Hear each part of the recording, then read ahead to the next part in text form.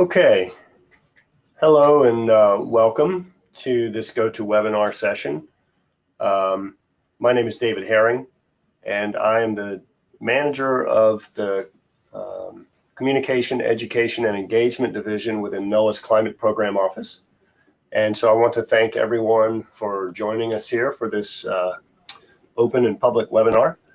For folks who would like to contact me by way of follow-up after this webinar, my email address is given below, and I just realized I have a typo in there. I'm going to correct that in real time. It's actually just simply david.herring@noaa.gov. I want to mention right at the start that today's webinar is being recorded, and the session will be published for asynchronous viewing by anyone who is interested but who was unable to attend on the NOAA Climate Program Office's website. So it'll be publicly made available. The web address for that is https://www.cpo.noaa.gov. And so if you have to leave early, or if you're unable to attend all of the session, or you know of people, friends or colleagues who might have liked to have attended, you can refer them to the website, and they should be able to access this recording as soon as I'm able to get it up there. So hopefully everyone can see the screen, if anyone has any questions or comments during the course of this presentation, I encourage you to use the chat window. You can either select all to view so that everyone could see the question that you have or the comment, or you could direct it to me. And through the course of the presentation, I'll be happy to stop and address any questions that folks have. And then hopefully there will also be time at the end for discussion and Q&A. I'll just pause again just to make sure. I believe I'm sharing my screen, so everyone should be seeing my overview slide. I'll ask maybe Luann, if you could put just a note in the chat window if you're able to see the screen, just to verify that everyone is both hearing my audio okay and seeing the screen okay. Meanwhile, here's a high-level overview of what we're going to discuss in today's session. The main focus is going to be on just important details you need to know about the Communication, Education, and Engagement's fiscal year 19 federal funding opportunity. I should mention this is the first annual FFO that I have conducted. You might say this is my first rodeo. So I've been learning a lot as we go. I'm still learning. And if there are any questions that I cannot answer in today's session, I will certainly make a point of following up with individuals and with this whole group in follow-up emails, just to make sure that I'm able to address any questions or concerns that anyone has. I want to call attention to the fact that we are synergizing this particular competition under the CPO federal funding opportunity. The C portion of this FFO is to a certain extent that I'm going to discuss and elaborate on in a moment. We are synergizing this competition with the Climate Resilience Fund's annual grant. We're joined today by the Climate Resilience Fund Director, John Nordgren. In a moment, I'll introduce John and give him an opportunity to speak as well. And we're going to talk a little bit about what it means to be synergized, but to also what it means to have two standalone competitions. I'm going to then give a little bit more broader background information about the Climate Program Office's C division, which I manage, and give you a little bit of a feel for the scope of the program that I manage, and then some additional relevant background information about this new, what I'm calling a co-opetition. It's a competition, but with a collaborative and cooperative frame and focus. And then we will hopefully allow time for question and answer and discussion at the very end. So hopefully that makes sense. With that, I'm going to jump into the presentation.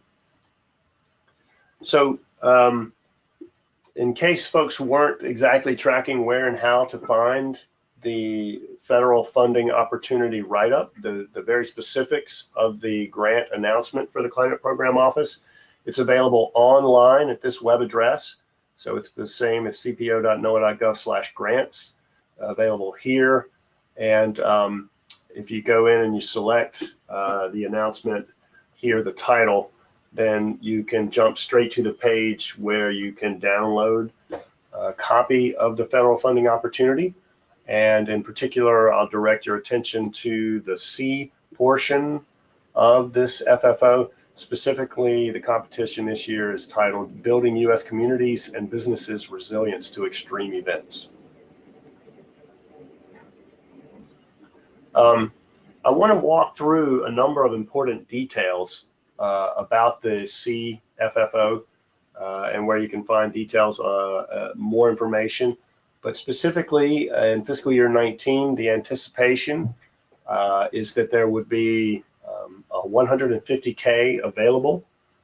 And assuming that's correct, I should say, it's assuming that's correct. The reality in federal agencies is we sometimes don't know the total allocation of our funding until well into the fiscal year. And so, as is true for all of the Climate Program Office, the federal funding opportunity announcement is assuming that funds are available. And obviously, if there's a reduction or elimination of funds from, say, the Congress, then an announcement would be made. But currently, I'm operating under the assumption that, and with the anticipation that there will be funds available in fiscal year 19, and that of those funds, I'm going to allocate 150K. And I anticipate awarding between 3 and 6 projects at amounts ranging from between $25,000 and $50,000 each per project.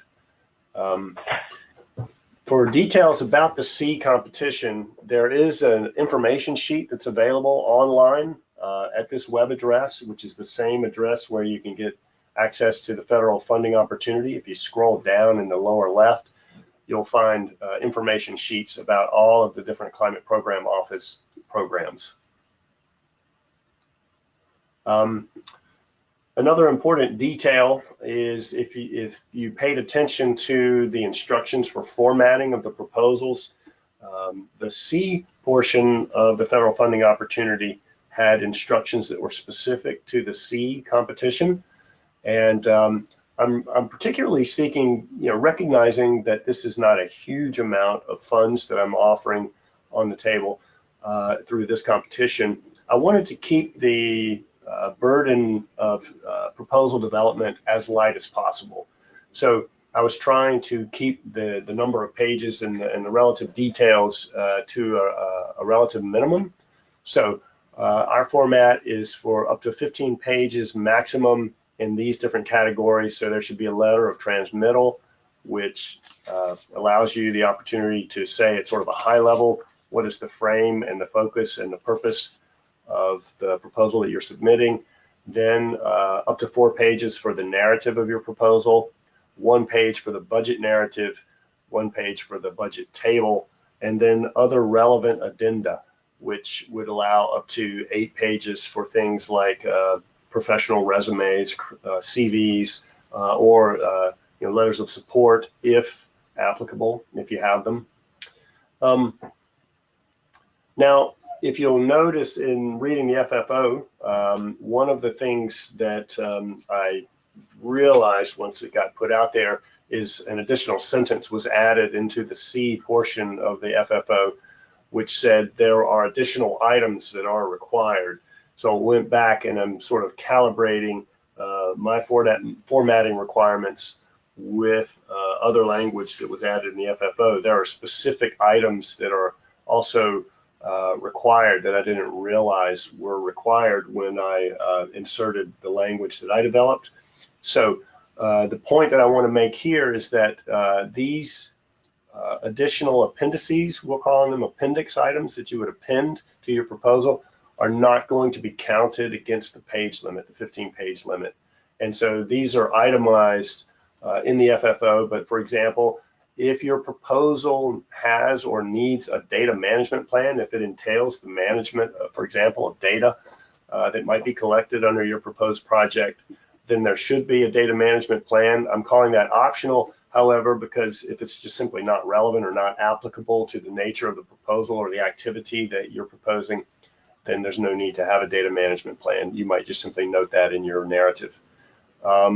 There is an SF 424 form. My understanding is that that's required, as well as an indirect cost rate agreement. With VITE, again, I would say that's optional. If you may add additional VITE if you have a large team and you didn't have room under the space allocation under addenda, then you can certainly include additional CV information for relevant partners that are involved in your program, or team members that are involved in your proposed project. Current and pending funding support. I understand now that this is required, and then DUNS number is required. Hopefully that made sense. So there was a sentence in the FFO that I realized may seem contradictory when you look at the 15-page maximum limit versus the additional information that's required. And so a question that came in is, well, how do we reconcile those two pieces of instruction? So hopefully I've made it clear now that these appendices are not going to be counted against your page limit. Obviously, a critical detail is that the deadline to apply is 5 o'clock Eastern time on November 20th. And I've been asked by quite a few folks. I did not submit a letter of intent. Does that affect my ability to apply? And the answer is no. You are still eligible to apply, even if you did not submit a letter of intent.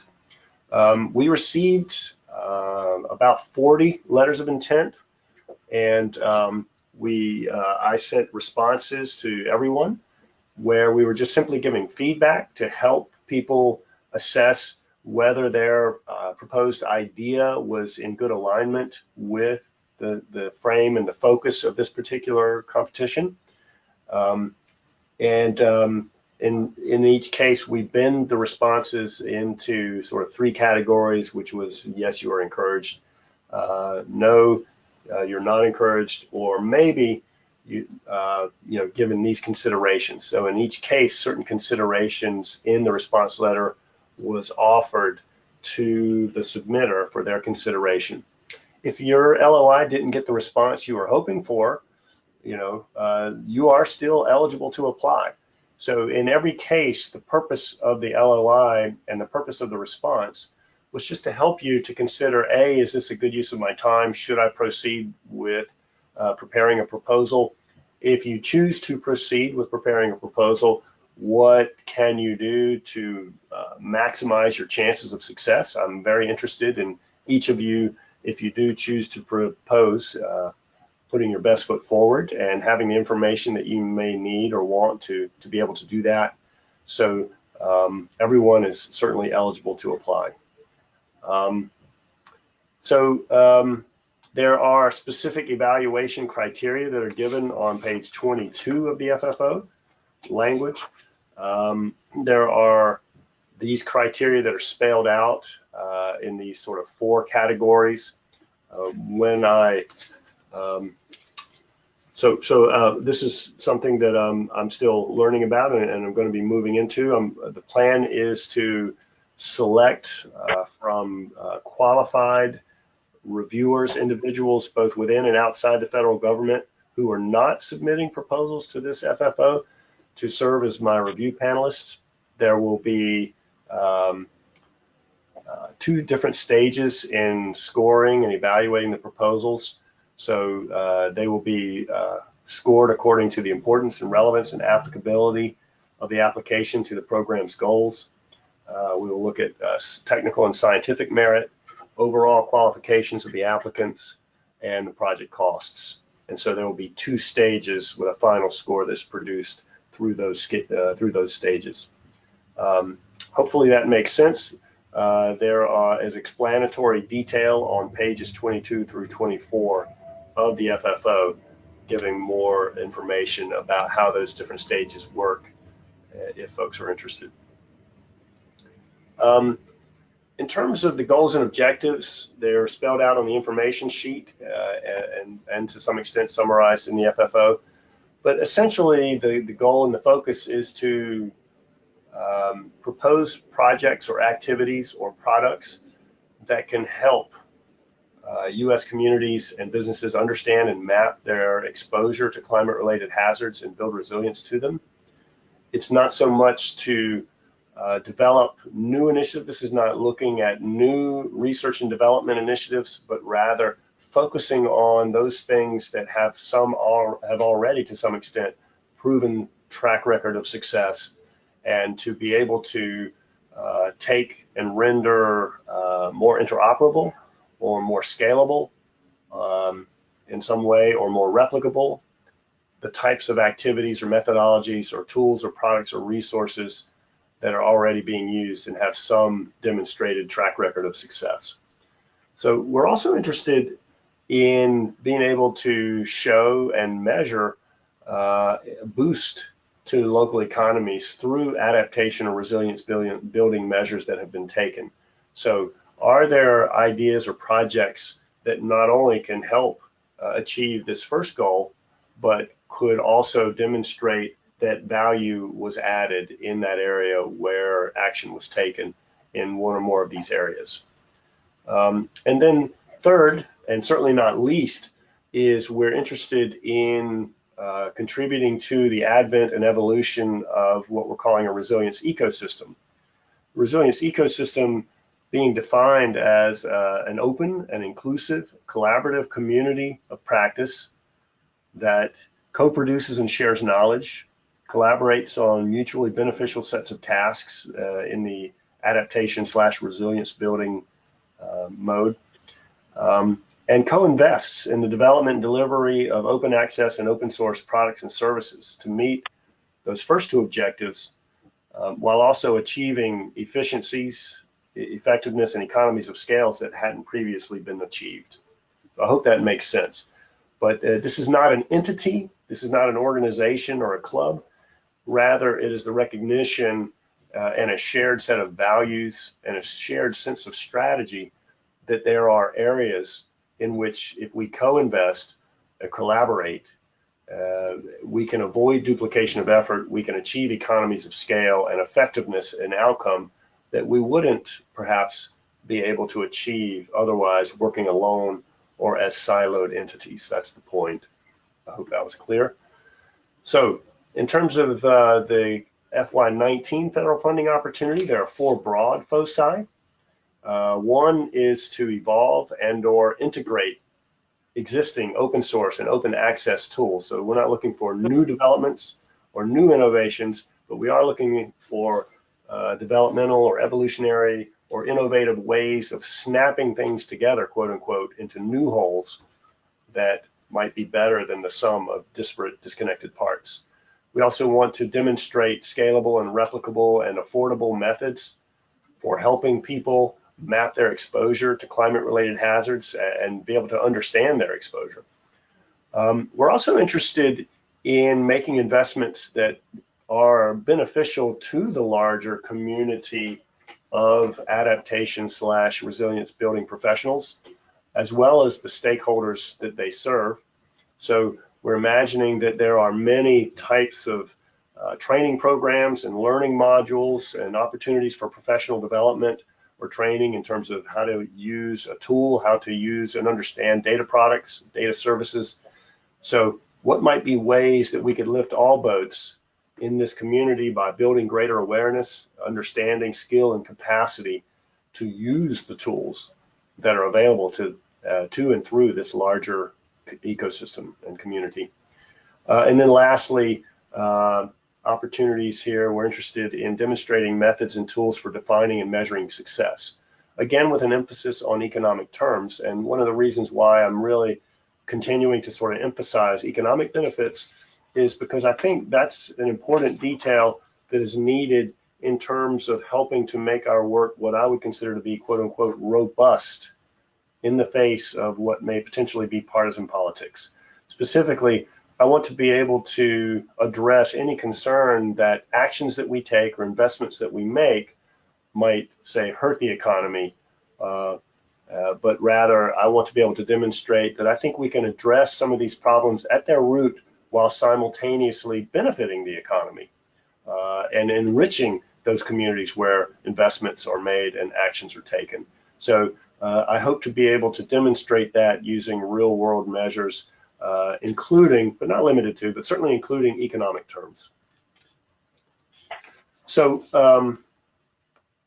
in a summary then is what I want to be able to do is, contribute to these goals and objectives. One of the things then that I was delighted to learn over the last year is that a lot of the goals and objectives that we have within the my program and through our work on the Climate Resilience Toolkit are values and goals and objectives shared by the Climate Resilience Fund, which is directed by John Nordgren, and I'm going to introduce him in just a moment. So what we would also like to be able to do is synergize with the Climate Resilience Fund. So again, I recognize that the amount of money that I'm able to offer is not a huge amount of money. It's very limited in scope.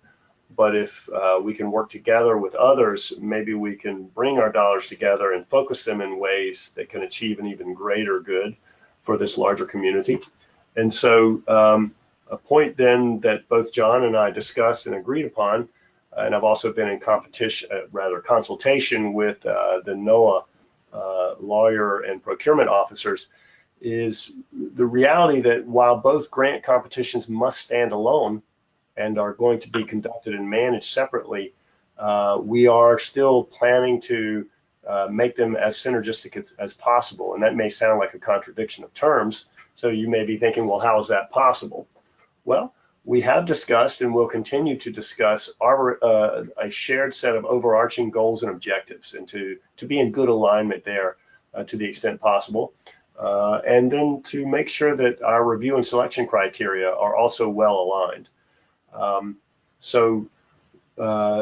In those ways, then they can be hopefully much more synergistic. However, in terms of some of the logistical practicalities of conducting a federal government grant opportunity, the grant must stand alone in the sense that it cannot be sort of encumbered by some sort of outside set of review criteria. Moreover, anyone proposing to the Climate Program Office, any proposal must be able to stand alone and be completely done and delivered supportable by the budget that is proposed. So for example, someone couldn't say, I'm proposing to do task A, and if I can get another set of matching, you'll get half of it for this budget, and then I can give you the other half if I succeed in getting funds from another entity. No, that would not be allowed.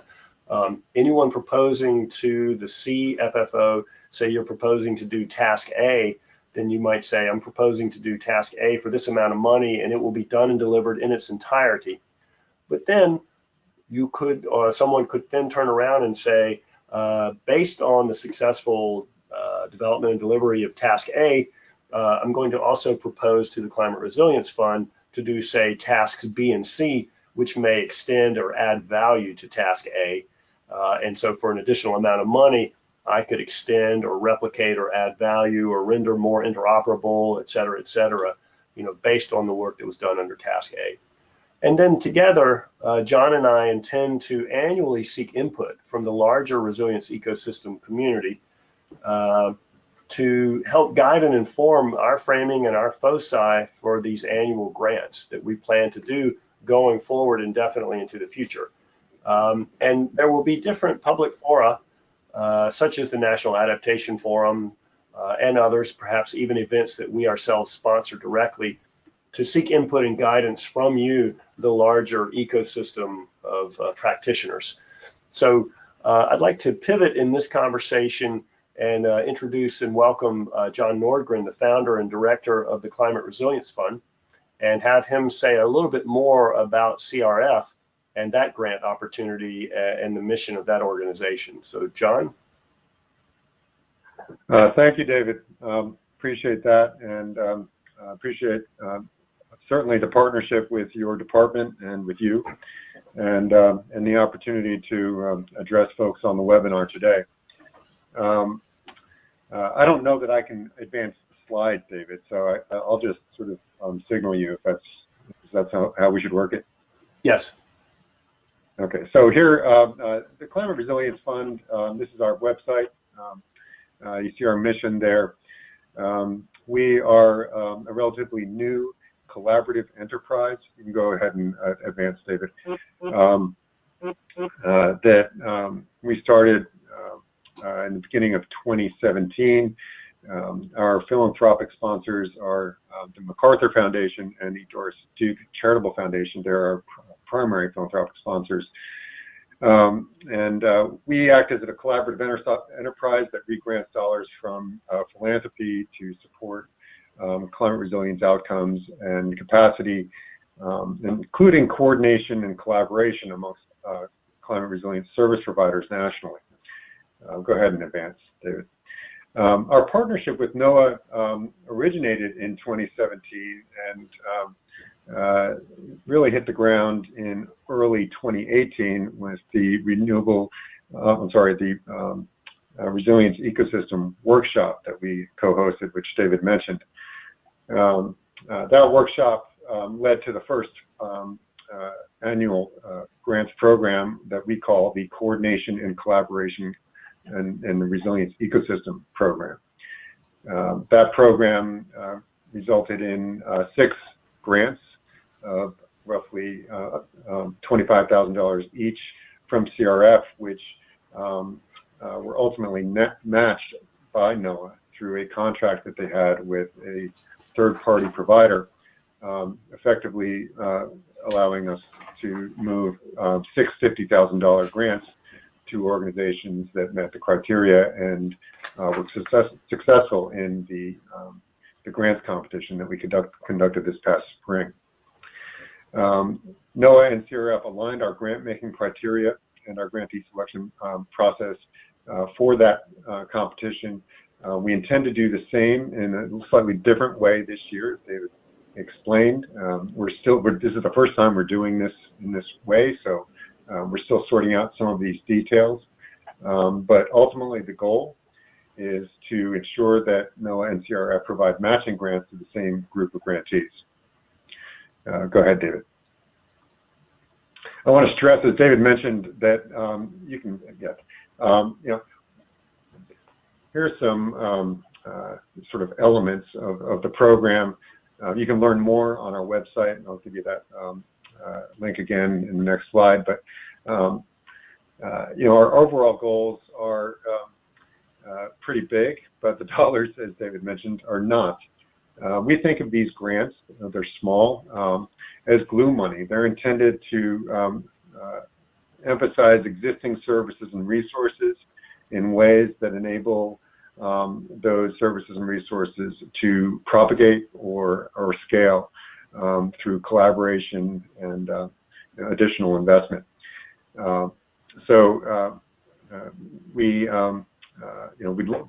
We're intent on also trying to grow this program over the years, and we are obviously operating on a year-to-year basis to some degree with NOAA and with our own resources, as are they.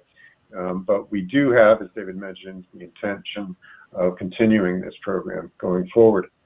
I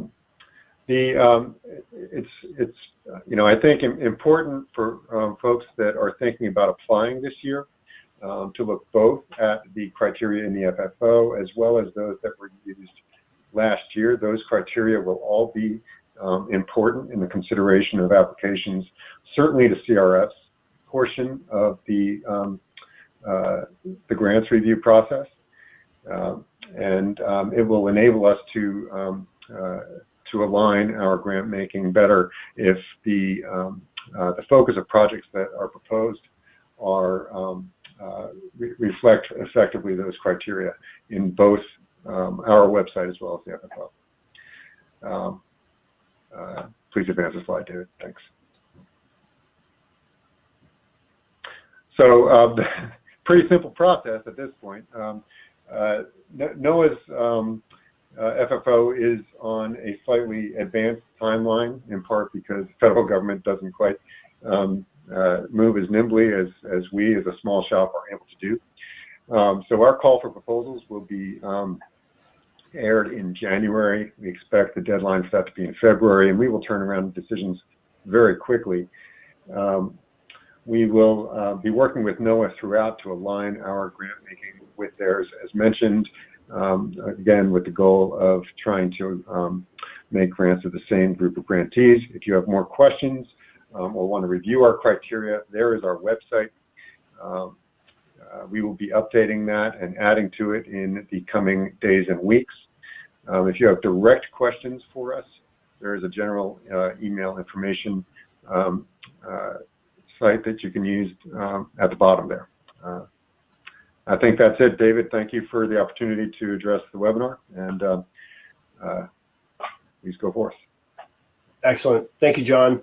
I did discover in the panel the chats weren't showing up in the chat section of the control panel. They were showing up in the questions section. So I realized, just learned we had some questions that came in. I'll address a couple of those now, and then we'll press on. Someone asked, are these slides going to be posted? And the answer is yes. In addition to publishing the recording of this GoToWebinar on the CPO website, I'm also going to make available this entire slide deck. I'm going to jump to that third question. So for tasks B through D, does that go into the NOAA proposal, or is that a separate proposal that we would put in the Climate Resilience Fund, put into the Climate Resilience Fund? And the answer is each would be self-contained. So one can reference the other, but the proposal would stand alone. So in other words, if someone proposed to do task A, then the entirety of task A, as proposed to NOAA, must be able to be done and delivered on the timeline proposed for the amount proposed. And then if someone said, then I can do tasks B through D, then you would propose that separately and specifically to the Climate Resilience Fund in accordance with the information that John has shared here and what will also be published when ready on his website. And then similarly, that would need to be able to be done and delivered on the budget and on the timeline as proposed in the proposal to CRF. So, so to that extent, they are standalone. But again, we just wanted to make clear that for reasons that have to do with legalities and so forth, it had to be done that way. But our intent, and it did meet with legal affairs approval, that we are able to synergize in the way that we just described, and so we are interested in planning to move forward that way. I hope that answered that question. There was a third question, which I think is an excellent question. I'm glad you asked. How is gender bias in the review of the qualifications of the researchers being counteracted? I will note that NOAA has equal opportunity policies and fairness policies and ethics policies that do overarch and underpin this process, and the reviewers will be briefed on what those policies are to ensure that bias is not allowed.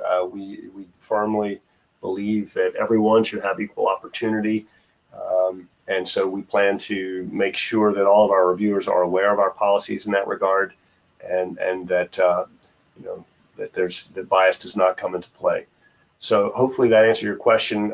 If you would like to see what those policies are more specifically, I'd be happy to locate them and point you to where they can be found. I don't have them at my fingertips, but I think that's a terrific question, and I think it's very important to ensure fairness for everyone, regardless of sex or race or religion or national origin. Everyone should have equal opportunity. So I'm going to press on and move very quickly through a few more slides just to give a little bit more of the background. I wanted to give the essential information first. I thought that some additional background information about the Communication, Education, and Engagement Division might be helpful, just to give you a better feel for the scope of my and my team's portfolio of responsibilities. And then we'll open it up for more questions and discussion. My division operates under an annual budget of right at about $3.2 million. I'm sort of knocking on my wooden head that remains true. That is subject to change in each year. That amount can go up or go down. We use those funds to support. We have 14 personnel who I would consider core personnel, 2 of whom are civil servants, 12 are contractors.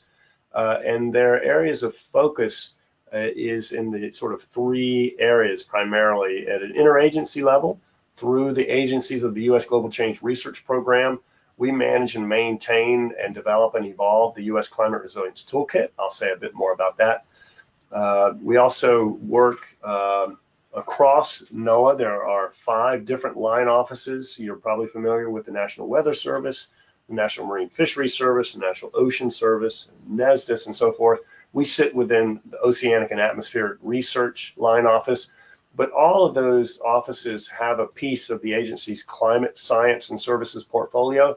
And so we offer and support and maintain the NOAAclimate.gov website as a unifying focal point, not only across NOAA, but also with partners beyond NOAA.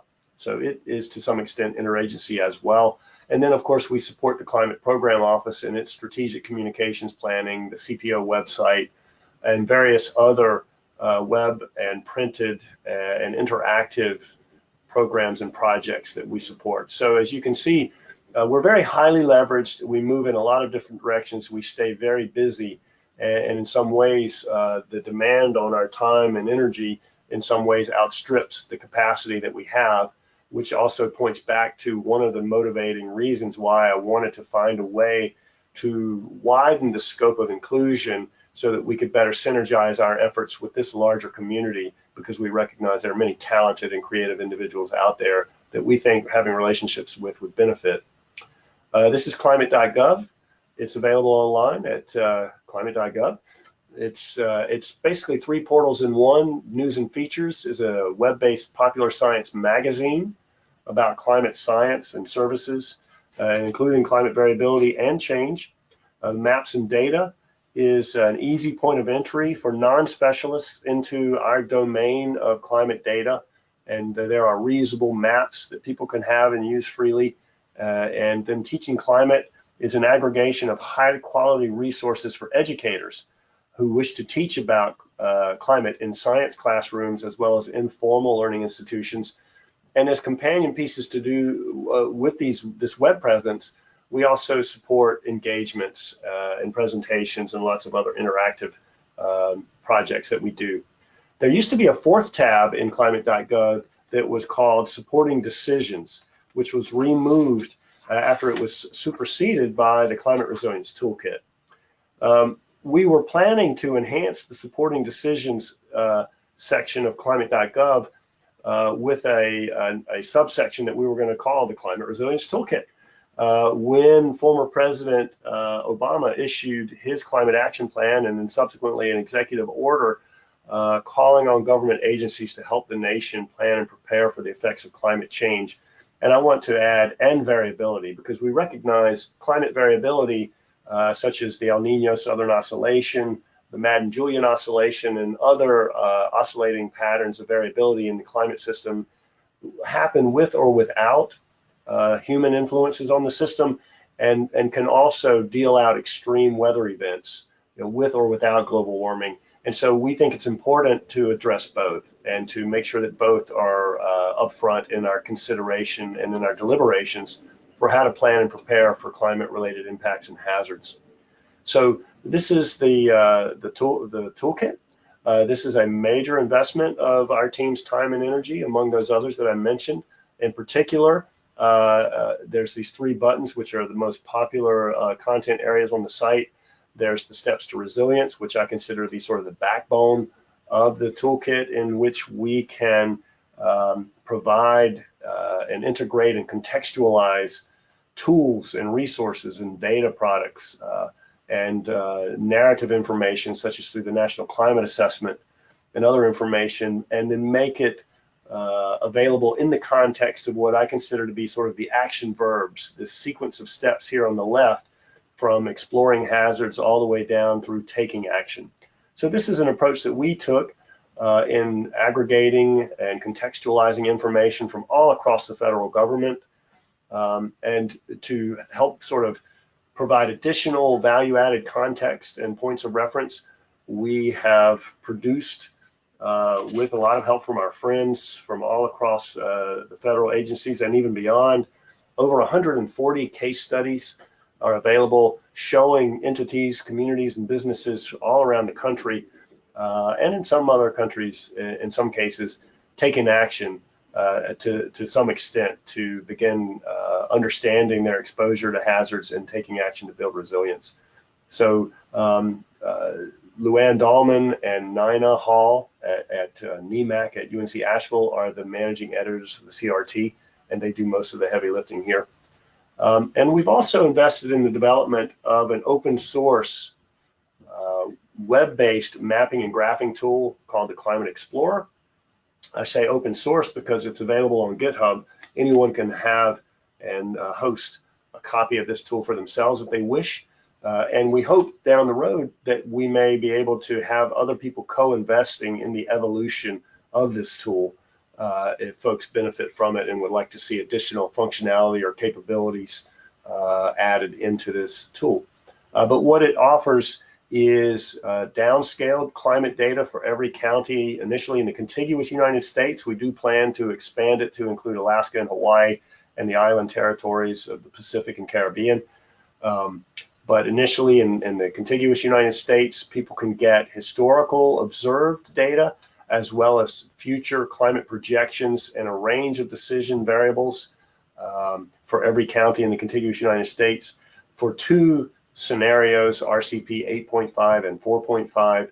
And so the idea is to provide information that help people explore their exposure to changes that are ongoing to which they may be vulnerable or sensitive. So in wrapping up, I just want to talk about a couple of other relevant background information that you might like to know about. Over time, when we started down the road of development in the Climate Resilience Toolkit, specifically in conversations with high-level officials in the White House, we started the conversation on if you had an annual budget of $5 million, could you develop this capability? And so the answer was yes. If we had such a large budget, we feel like we could and do much more. That number, the reality became $0. So the toolkit was developed and evolved by being sort of carved out of the working budget that was allocated for climate.gov. And of course, those contributions from other agencies who were able to provide in-kind contributions of their expertise and time and resources. So no additional budget was provided for the Climate Resilience Toolkit, and yet we feel it's very important to sustain because we recognize the reality of what's going on around the country. When we look at these very strong hurricanes that we really haven't seen in decades past, when you look at the number of 500 and 1,000 year rain events that have happened, when you look at the severity and extent of wildfires and flash flooding and drought and so forth, we see that extremes, the number of climate and weather related extremes is going up. We see also that humans are building more in harm's way. So it's not just one thing, and these are multi-stressor situations we recognize. And so we feel very strongly that we are embarking on the right mission, which is to help the nation plan and prepare. But we also recognize that it's a mission that far exceeds our resources and our ability to fully address alone. And therefore, we need to be working and acting strategically with the larger community. And as I mentioned, my team is already very highly leveraged and with only limited resources. And so we also recognize that for the foreseeable future, federal budgets in this space may be flatlining, may even decline. And so what can we do to try to attract more dollars, to try to make help and facilitate our community work more synergistically and more efficiently? We feel that the need to act is now, that the need is great and is only growing over time. we recognize that this community of service providers that are here in this call now and not here, that this larger community, this larger ecosystem is maturing rapidly and is easily capable of serving the nation in ways that are collaborative both with us and with one another and other entities out there. And so what can we do in these investments that John and I and hopefully others over time are making in this space to avoid what I perceive often as sort of widespread duplication of effort in some cases, or inefficiencies in some cases? How can we co-invest and synergize in ways that do this?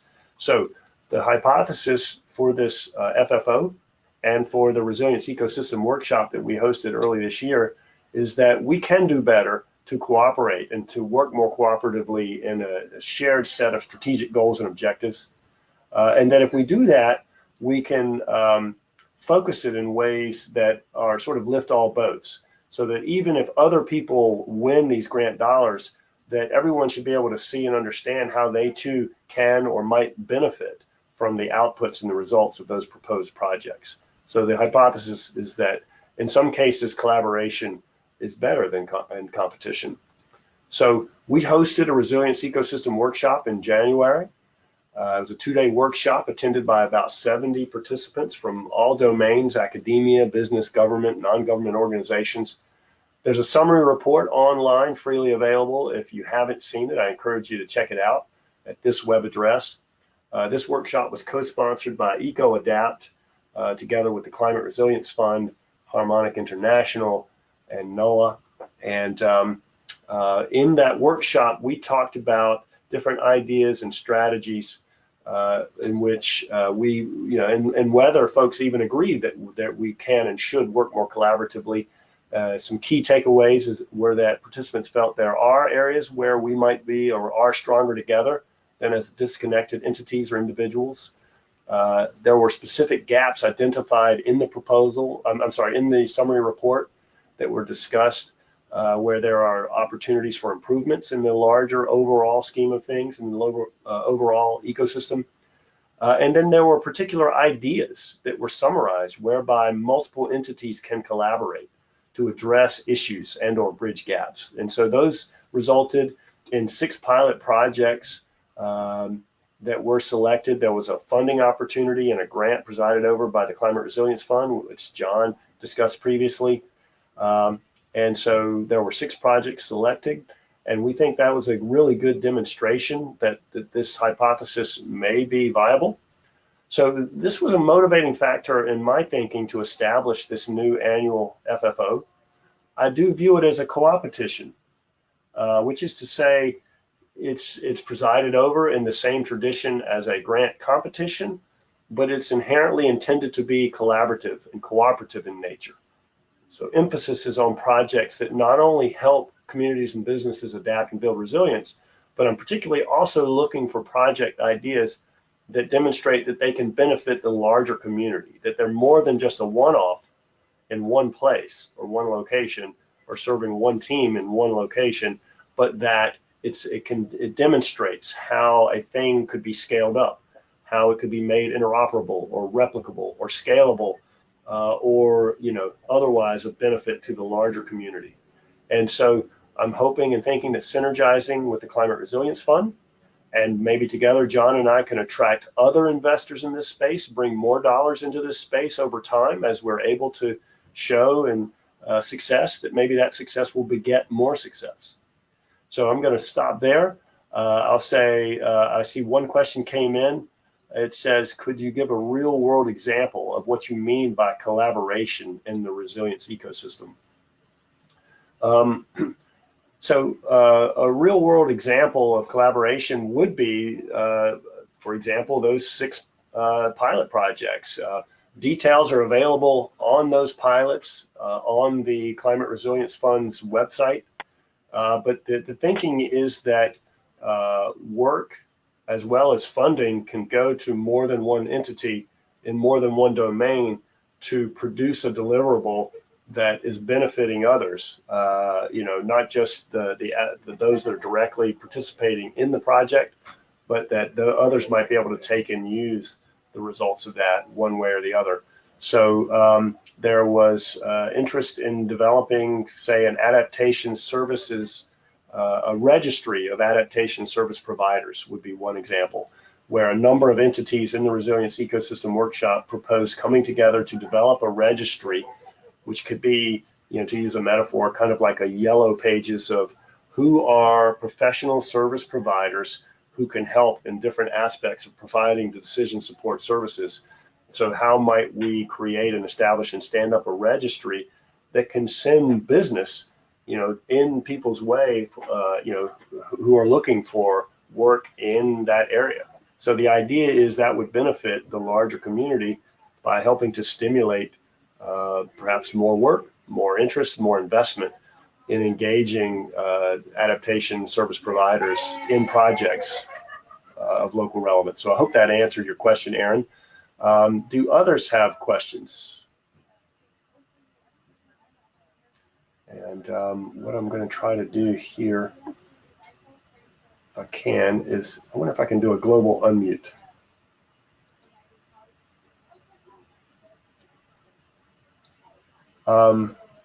If folks have other questions, you can type them in. I see 2 more questions have come in. It says about the indirect cost rate agreement. Does an indirect cost rate agreement with another agency apply to NOAA too? What if you don't have one at all? So I don't think an indirect cost rate agreement with another agency necessarily applies to NOAA, but I'll be honest with you, I'm not 100% sure on my answer to that question, Gwen. So what I'll do is I will get the answer to that and I will follow up in an email to everyone here in attendance. So the question is, does an indirect cost rate agreement with another agency also apply to NOAA? I'm not 100% sure, so I'll find out and follow up. Another question came in, how do you define the scale of others benefited within the resilience ecosystem? The pilot projects seemingly have a national scale. Does that mean that the projects funded under this FFO need to have a connection to a national scale? I think the answer is no, not necessarily. I think that's a great question, Sarah. And so, for example, projects may be proposed that are focused on a particular time and place, but as some sort of a demonstration that could be replicated or scaled up at other times in other places. So it is possible to say we're coming up with a methodology that can be used in lots of places all around the country, but we're going to test it out in these particular places first to verify that it works or that type of thing. Or we're going to take a project that has already been demonstrated in a time and place, and now we're going to propose a project that somehow demonstrates how it can be readily replicated or scaled up, either to larger regions or to a national scale, but it doesn't have to necessarily be national in scale. John, do you agree? Yes, I was going to say, can I comment on that too? Yes, please. So, I think the we would lean towards the latter of those two. One, because if it's something that's just being created, it wouldn't clear the threshold of the one of the primary criteria, which is that it has to be an existing service or resource or program. The other thing I would say is, well, it doesn't. I agree, it doesn't have to be national in scope. The mechanism for distribution or scaling or propagation is something that should be a part of the proposal. So, simply saying that we have this this approach, we have this tool, we have this training program, and we think it would be great if it was applied all over the country. That may be true, but if there is no mechanism for enabling that propagation or scaling, it's going to probably not grade very highly on that criteria. And speaking for CRF, of course. Yes, and I agree with that. It's really easy in sort of a hand-wavy sort of way to say, yes, we're doing this, and others can do it too. And that was the point that John made. I think there needs to be some real thinking, some real proposed effort or mechanism or reason for believing that that this project or product can readily be replicated or taken to a larger scale. There's the old saying that politics is local, and by extension, adaptation is local. So, I do recognize that typically when we're talking about a resilience building or an adaptation type of a project, it's going to usually be inherently local in nature. So striking that balance between how do we address a local interest while showing a national relevance, that can be a challenge, but I think that's part of the grist of this context that we're in here in this space. A couple of other questions have come in. I'm going to move on to those. And here's the next question. Are you planning to do any activities where the principal investigators will come together at a meeting or workshop? And the answer is yes. We don't, for example, and John, I'll invite you to say a few more words about this as well. For example, we have proposed a session at the National Adaptation Forum whereby the grant recipients and the PIs for the 6 pilot projects can give a status update on where they are and next steps.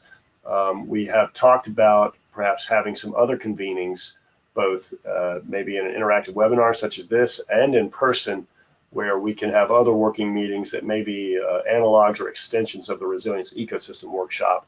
And as we plan those, we will also be notifying the larger resilience ecosystem on that. John, would you like to say more about that? Yeah, I mean, the intent here, and it may have been lost in, there's a lot of information in the webinar, and I encourage folks to scroll back through David's excellent presentation to check all the boxes that are there. But one of the points that he made, which I'll reinforce here, is that our intent is really to take the temperature of the field and use experts in the field's perceptions and observations to help us to, we did this initially to create the criteria, and we started with a handful of sort of baseline criteria, and we expanded upon that at the Renewable Ecosystem Workshop. We used that to further refine our criteria. We expect and anticipate that we will continue to do so next year. As David mentioned, we have the National Adaptation Forum workshop planned. We expect that that will be accepted as a forum where we can do something very similar. We will also be taking the 2018 grantees. We're talking to them this month. A lot of these grantees are already collaborating and working together across projects.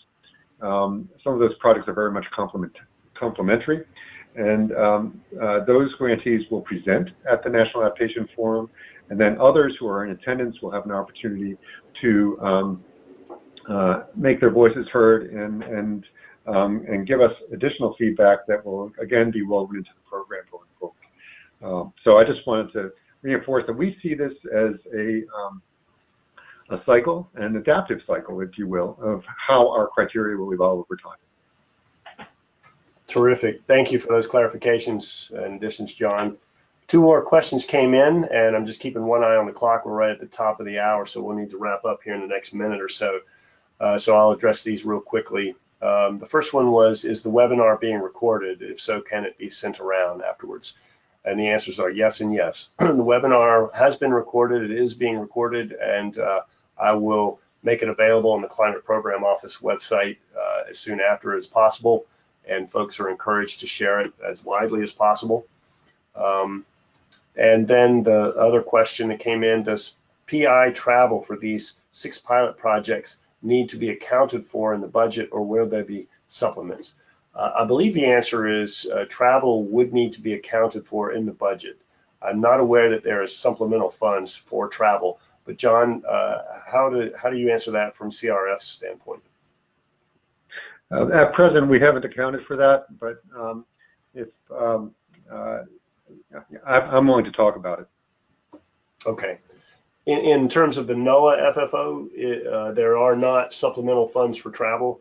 And so if there is a travel requirement in your project, that would need to be included in the scope of the budget that is proposed. Can I clarify? Yes, I meant with regards to any kind of joint meeting of the grantees. Yeah.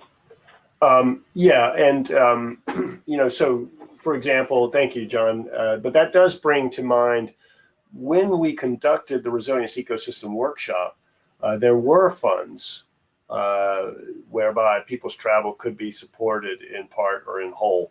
And so if, for example, John and I decide to do a follow-on in partnership with, with others such as EcoAdapt or others, if we decide to do a follow-on to the Resilience Ecosystem Workshop, then we probably will discuss whether and how supplemental funds for travel can be made available. But that hasn't been determined at this time, and more details on that would be forthcoming. Do you agree with that, John? Yes. Okay. All right. So thank you for your time and attention. I really appreciate everyone's attendance. We've had most people stay in throughout the whole hour. I hope that was helpful information. I hope it really clarified how the Cpo Cee portion of this federal funding opportunity is maybe a little bit different than all the others under that FFO. And if folks still have questions, you can certainly email me. Again, I really appreciate everyone's time and attention. That concludes our time for here today, but I will be following up soon. And again, thank you very much.